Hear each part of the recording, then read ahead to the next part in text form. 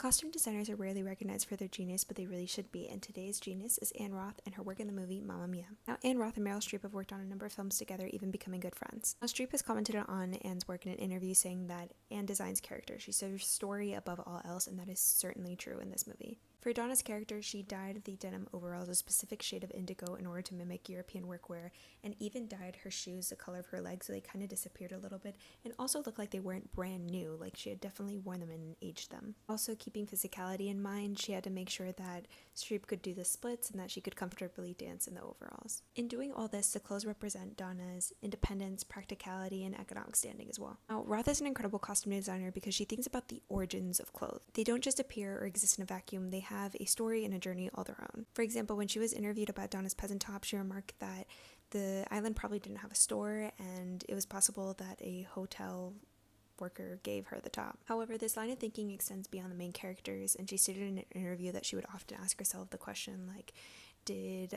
where did like this gang come from? Like, did they meet in college? Did they go to camp together? Or were they working on sailboats? Like, all these things she would ask in order to make sure that the background was reflected in the characters' clothing choices. For example, Sophie takes after her mom. They usually dress in very similar patterns and textures.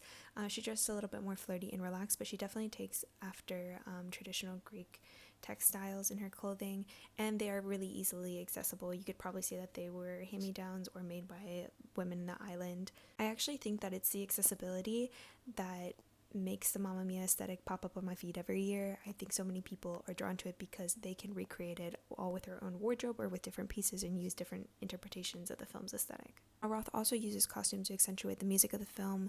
She has flowing fabrics that create drama, that crescendo with the emotions of the lyrics and the songs that are being sung. Most notable being in what Donna wears on the boat in the Money Money Money song, and also in The Winner Takes It All. That I think that scarf might have stolen the scene. In an interview, Roth commented something that really struck a chord as well. She said, "I have nothing to say to fashion designers except stop copying my stuff." And I think that this comment opens up a wider conversation about how underpaid costume designers are and how massively they contribute to culture and to design at large, still being underpaid. And this is a problem that continues to happen year after year, so I think this is a conversation that still needs to be had, but so thankful to have people like Anne Roth that dedicate so much of their research and their efforts to create compelling stories through clothing.